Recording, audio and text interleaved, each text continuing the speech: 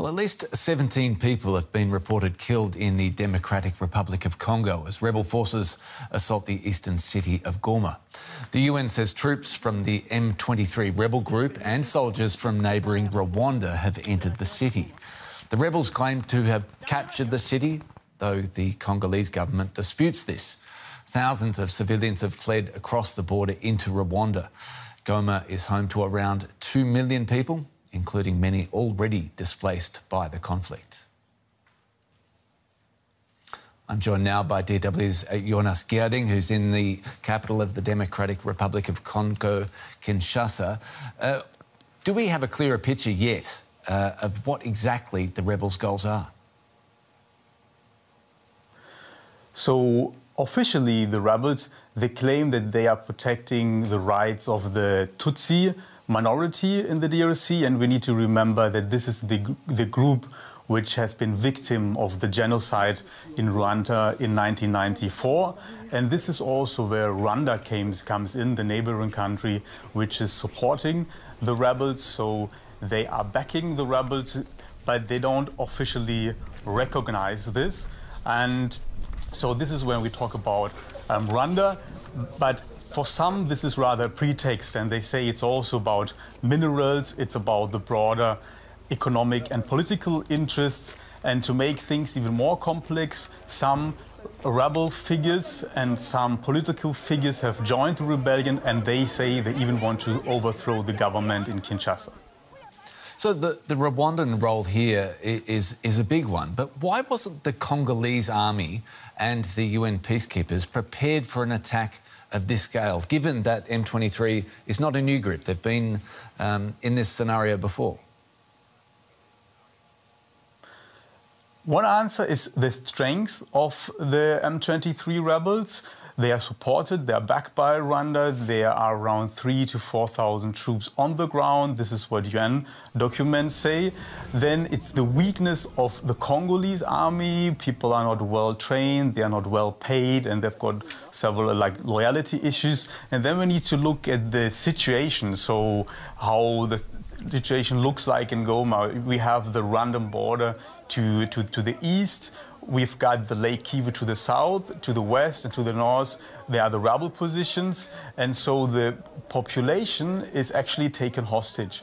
And this means that all fighting has a huge risk of collateral damage, and this needs to be taken into account. And if you're talking about the United Nations, they simply don't have a mandate to fight against such a strong, huge army like the one which is on the ground. Actually, they are there to protect civilians. It's a pretty complex picture. Are there any countries in that wider region that could mediate in the conflict?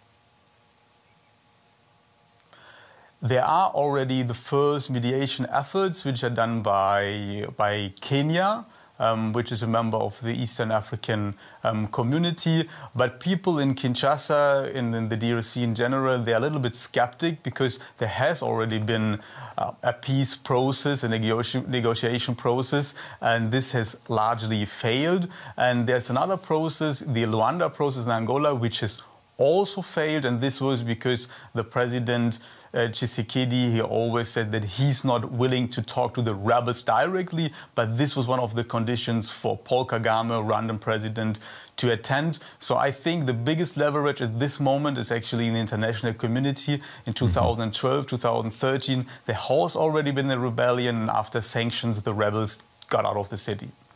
DW's Jonas Gierding reporting from the capital of the DRC, Kinshasa. Thank you. Earlier, I spoke with Memba Dizialo, director of the African program at the Center for Strategic and International Studies. I asked him about the goals of the rebels. That is what the question everybody's asking.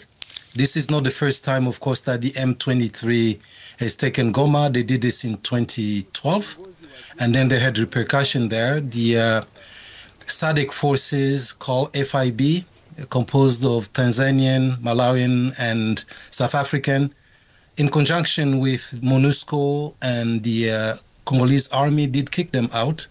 And so this is a recurrence of something that had happened before.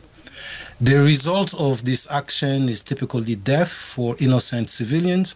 It's also displacement of millions of civilians who have already been displaced in IDP camps. And of course, there is costs that we cannot even measure in trauma and others. The question of what this operation is about remains a mystery to most people. It's really the absurdity of the engagement of this conflict. Well, another question then is how much influence does Rwanda actually have on the rebels directly? All the reports from credible institutions such as the United Nations, countries like the United States, and independent observer has pointed out to the support that Rwanda has gotten with these refugees and having been behind them. I was in Kigali back in October. Rwanda has said they're not behind them. They have pointed to Uganda and other sources. But everybody else, including the group of experts of the United Nations, has said that they are supported by Rwanda. The challenge is Rwanda has never taken responsibility for this kind of action. For the last 30 years, Rwanda has always denied engagement in this conflict. The result is it's very difficult to make peace if people are not saying that they're part of that. How do you make peace? We saw this, what will happen in Rwanda, in Angola, and Rwanda pulling out of that. So it remains to be seen. But what is clear is that the people of Goma deserve to live in peace. Whosoever is behind this, whether the Rwanda accept or not, whether it's the responsibility of not, it really undermines the credibility of the African Union, of the East Africa community, and of course of what we call the international community. Well, that's actually an interesting point you bring up right there. So what could this conflict mean for the wider region? For the wider region, this conflict means instability. We will remember, Aaron, that Burundi is involved in DRC because Burundi is there to fight rebels, the Red Tabara. Rwanda claims to be involved in DRC because they're fighting FDLR, which is a remnant of troops that had been involved in the genocide in 1994. And Kenya and other troops had shown up as part of the reaction force from the East Africa community. That operation ended in debacle and disaster for the population. It didn't deliver. So it's a question of mistrust between countries, between people, and between leaders in those communities. It will mean that instability will continue.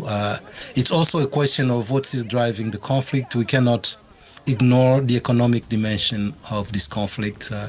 The Kivus, both south and north, are rich in mineral resources that have been pillaged, really, and looted by other external forces that are not Congolese. That was Mvemba Pezo Dezolale. Thank you very much for your analysis. You're welcome, sir.